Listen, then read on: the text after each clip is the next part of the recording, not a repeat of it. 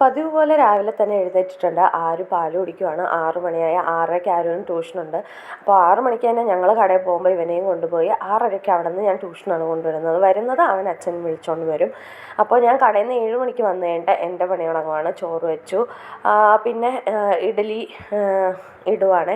ഇഡലി ഇട്ട് കഴിയുമ്പോൾ തന്നെ ഞാൻ മെഴുക്കുവരട്ടി വെക്കുന്നുണ്ട്. ഇന്ന് മെഴുക്കുവരട്ടി എന്താണെന്ന് വെച്ചാൽ നമ്മുടെ പയറും പിന്നെ പാവയ്ക്കയും ഇട്ട് മെഴുക്കുവരട്ടിയാണ്.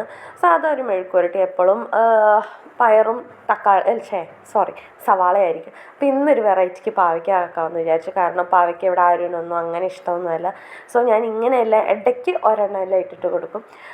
അപ്പോൾ ഇഡ്ഡലി ആയിട്ടുണ്ട്. ഇഡ്ഡലിയും ആറാനായിട്ട് ഞാൻ മാറ്റി വെക്കുവാണ്. അതിൻ്റെ ഇടയ്ക്ക് ഞാൻ മെഴുക്കുവരട്ടി ആയത് അവരുടെ പാത്രത്തിൽ തന്നെ എടുക്കുവാണ്. കാരണം ഓൾറെഡി ലേറ്റ് ആയിട്ടുണ്ട്. സൗണ്ടെല്ലാം മാറിക്കിടക്കാണ്. ഇവിടെ എല്ലാവർക്കും പനിയും ജലദോഷവും എല്ലാം ആയിരുന്നു.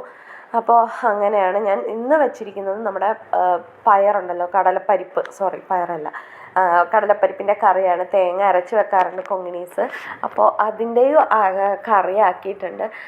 പിന്നെ ഞാൻ ഇന്നലത്തെ സാമ്പാറുണ്ടായിരുന്നു. സാമ്പാറും ചൂടാക്കി ഇച്ചിരിയേ ഉണ്ടായിരുന്നുള്ളൂ. അപ്പം ഞാൻ ഇച്ചിരി കൂടി വെള്ളം ഒഴിച്ച് അവർക്ക് കഴിക്കാനുള്ള പാകത്തിനാക്കിയിട്ട് അവരെ വിട്ടിട്ടുണ്ട്. അപ്പോൾ അവർ വന്ന് കഴിക്കാനിരുന്നാലും പോകാനുള്ള ധൃതിയായിരിക്കും. അപ്പോൾ അതൊന്നും വീഡിയോ എടുക്കാൻ പറ്റത്തില്ല. അവർ പോയി കഴിഞ്ഞാൽ ഉടനെ തന്നെ എൻ്റെ എല്ലാം ക്ലീനിങ് കഴിഞ്ഞിട്ട് അവക്കാഡോ ഉണ്ടായിരുന്നു, അത് ഷേക്ക് അടിച്ച് വെക്കാമെന്ന് വിചാരിച്ചു. അവർ വരുമ്പോൾ കഴിക്കാമല്ലോ, അതായത് മനുവും ആരവും പിന്നെ എൻ്റെ അമ്മയെല്ലാം വരുമ്പോൾ കഴിക്കാമല്ലോ എന്ന് വിചാരിച്ച് അവർക്ക് എന്തെങ്കിലുമൊക്കെ സ്നാക്സ് ഇങ്ങനെ സമയമുണ്ടെങ്കിൽ ഉണ്ടാക്കി വെക്കാറുണ്ട്. അപ്പോൾ വിചാരിക്കരുത് ഞാൻ എപ്പോഴും സ്നാക്സ് ഉണ്ടാക്കും. ഇല്ല, എനിക്ക് സമയമുള്ളപ്പോഴെല്ലാം ഞാൻ ഉണ്ടാക്കി വെക്കാറുണ്ട്. അപ്പോൾ ഞങ്ങളിത് റിലയൻസിൽ നിന്ന് മേടിച്ച ആ ഒരു അവക്കാഡോയാണ്. അപ്പോൾ അരിയിൽ ഇങ്ങനെ കുഴിച്ച് വെച്ചാൽ നന്നായിട്ട് പഴുക്കും. 2 ദിവസത്തിൽ പഴുക്കും. നമ്മുടെ ഈ പേപ്പറിൽ വെച്ചാലൊന്നും പഴുക്കില്ല. കാരണം ആദ്യം ഞാൻ മേടിച്ചപ്പോൾ ഇങ്ങനെ പേപ്പറിൽ ചുരുട്ടി വെച്ചപ്പോൾ അത് ചീത്തയായെന്നല്ലാതെ പഴുത്തിട്ടില്ല. ഇത് നല്ല പഴുപ്പുണ്ടായിരുന്നു. നല്ല പഴുത്താൽ ഇതിൻ്റെ ആ ഒരു ചവർപ്പെല്ലാം മാറിക്കിട്ടും. അപ്പോൾ ഞാൻ അവർക്കുള്ള ഷേക്കെല്ലാം അടിച്ച് വെക്കുവാണ്. ബൂസ്റ്റും ഇല്ലായിരുന്നു, ഹോർലിക്സും ഇല്ലായിരുന്നു. അപ്പോൾ ജസ്റ്റ് ഒരു പഞ്ചസാര ഇട്ട് ഞാൻ അടിച്ച് വെക്കുവാണ്. ഇതിൻ്റെ കൂടെ ബൂസ്റ്റോ അല്ലെങ്കിൽ ഹോർലിക്സോ എല്ലാം ഇട്ടാൽ നല്ലൊരു ടേസ്റ്റ് ആയിരിക്കും.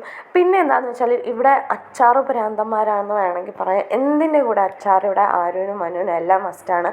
ഞാൻ ഫസ്റ്റ് ട്രിപ്പ് ഉണ്ടാക്കിയത് മാങ്ങയാണ്. അപ്പോൾ സെക്കൻഡ് ട്രിപ്പ് ഉണ്ടാക്കുന്നത് ഞാൻ നാരങ്ങയാണ്. നാരങ്ങ കഴിക്കാനൊരു ആശ.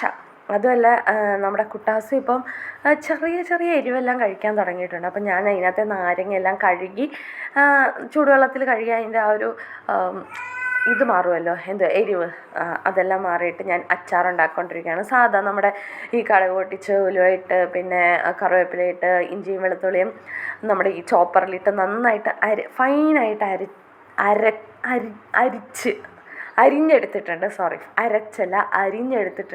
അതിൻ്റെ കൂടെ കുറച്ച് മുളക് പൊടിയും കായപ്പൊടിയും ഇട്ട് ഈ ആവി കയറ്റിയ നാരങ്ങ 4ആയിട്ട് മുറിച്ച് അതും ഇട്ട് അടച്ച് വെക്കുവാണ്. ഉപ്പിടേണ്ട കാര്യം പറഞ്ഞിട്ടില്ല. അപ്പോൾ അതായപ്പോഴത്തേനും ടേസ്റ്റ് ഒന്നും കുഴപ്പമില്ല. 2 ദിവസം കഴിയുമ്പോൾ ഇതിൻ്റെ ആ ഒരു ചവർപ്പ് മാറത്തുള്ളൂ. അപ്പോൾ ഇന്നത്തെ വീഡിയോ അത്രേ ഉള്ളൂ. ബൈ.